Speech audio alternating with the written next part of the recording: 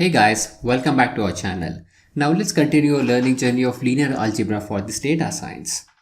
Now today, let's look at some of the advanced functions that we have inside NumPy library which will help us to perform various operations in terms of linear algebra, guys. So the first concept that we are going to see is getting the rank of the matrix. Now to return the rank of the matrix, we can make use of matrix rank function which is present inside linear algebra module. So I have created a matrix.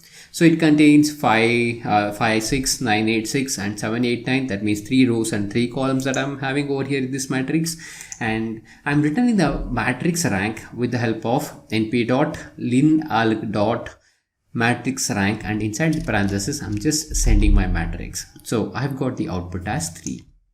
Now if you look at the documentation, the documentation here says if I'm making use of matrix rank method which is present inside np.linalg, it is going to return as the matrix rank using my SVD method, that is singular value decomposition.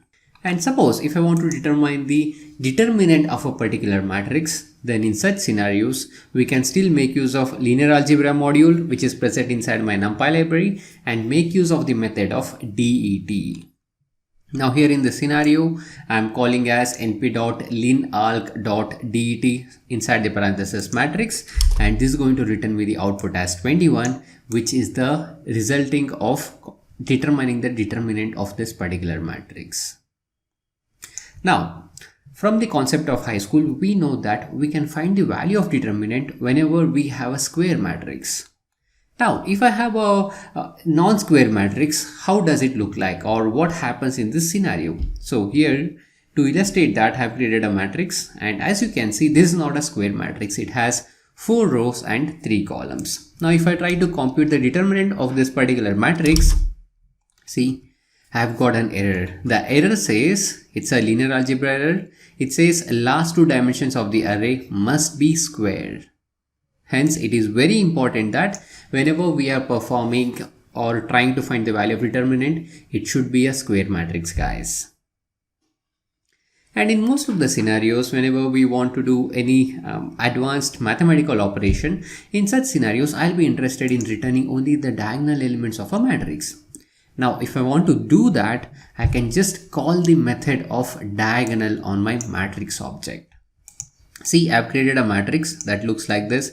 5, 5, 6, 9, 8, 6 and 7, 8, 9. And now if I call my diagonal method, I just have only my diagonal elements. You can observe the same over here as well. See, 5, 8, 9 are my diagonal. So 5, 8, 9 is returned as an output for me. Now suppose if I want to return the diagonal elements, which is one thing about my diagonal, in such scenarios I can specify my offset as 1. So if I give the offset as 1, it's going to return the diagonal elements 1 above my original diagonal elements. See, 1 step above, that is 5 and 6. Now instead of +1, if I give it as -1, this is going to return the elements as 9 and 8. So let's check it out. See, offset is equal to -1. So this has returned me the output as 9 and 8. Now, if I want to return the sum of the diagonal elements, which in some scenarios, which we will be definitely interested in returning its sum.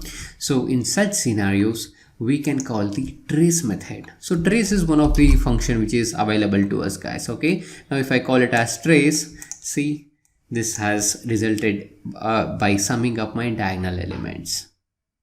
And this is equivalent to calling my sum method on top of my diagonal elements. Okay guys, so these were some of the advanced linear algebra functions which we'll be using, quite common whenever we are performing the task of data science, machine learning and deep learning.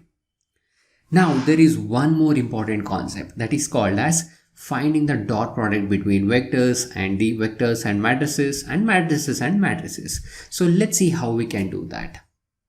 Now if I want to talk about the application of this dot product, it is seen everywhere, guys. Now just to recall a bit, so dot product is nothing but, suppose if I have 2 vectors, okay, I'm having 2 vectors, dot product is nothing but multiplying the elements of 2 vectors, that means element wise multiplication, and then performing the summing operation, and that is the output of dot product, which will be a real value. And we have this application everywhere. Now if I want to give an example of machine learning, we perform this dot product operation especially in case of linear regression model. And coming to the deep learning, now if you consider the deep learning, everything is dependent on the dot product. Now if I just want to give a quick overview as how we have its application in deep learning. So we know that deep learning is made up of artificial neurons which are connected together in the form of a network. So let's say this is my deep learning neural network, and these three neurons are my input neurons or my input layer, and these three layers are my hidden layer, and this neuron that I'm having over here, this is my output layer. Now what happens inside any single neuron is, let's say this is a single neuron which I'm interested, so I'll delete everything. I'll just consider only one neuron now. So I'll just consider this neuron, and as we have seen, it receives three input, x1, x2 and x3, and let's say it has its own weights w1, w2 and w3, and this neuron has its own bias term. Then the output of my y hat. So when I'm finding the output of my y hat, we actually perform two things. One is summation and the another one is called as activation.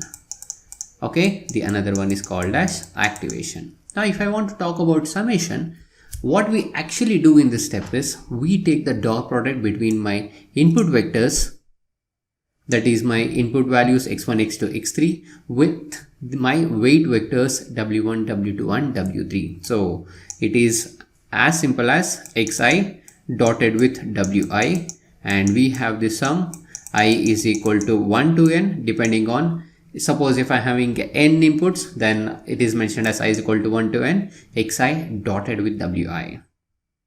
So this is going to perform my dot product between my input vector as well as my weight values, and so along with this I'll be adding my bias term, that is b. So sigma of I is equal to 1 to n xi dotted with wi plus b is the result of performing the linear operation, that is the summation, and on top of this I'm going to apply my activation function. Now depending on my application, I can use ReLU activation function, sigmoid activation function, or any other activation function on the basis of my requirement. So as you can see, this dot product is a basis of deep learning neurons. So hence it's very important, and if I want to find the dot product between two vectors, in such scenarios I can simply make use of the function of np dot dot, and this will help me in finding out the dot product.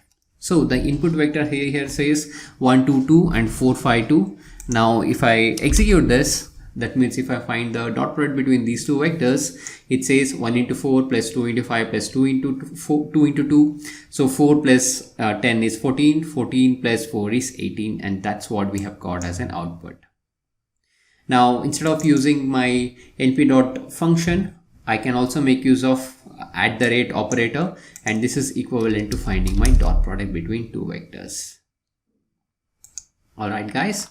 Now coming to the mathematical operations on the matrices, it's very straightforward guys. If I want to perform matrix addition, so I have to make sure that the dimension matches, and once my dimension matches, I can perform the mathematical operation of matrix addition.